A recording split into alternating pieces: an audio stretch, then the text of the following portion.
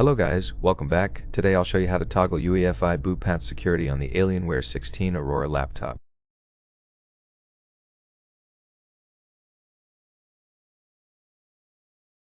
First, shut down your PC. After it's turned off, short press the power button and repeatedly click the F2 key until you see the BIOS menu appear on your screen. Here, we need to enable Advanced Setup. To do that, switch the toggle next to Advanced Setup on. After that, go to the Security tab on the sidebar and scroll down until you find the UEFI boot path security option. As you can see, we have 4 available options to select from.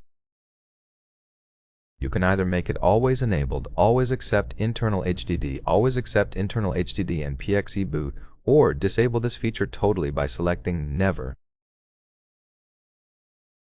Once you select the option you need, click Apply Changes, then click OK to confirm.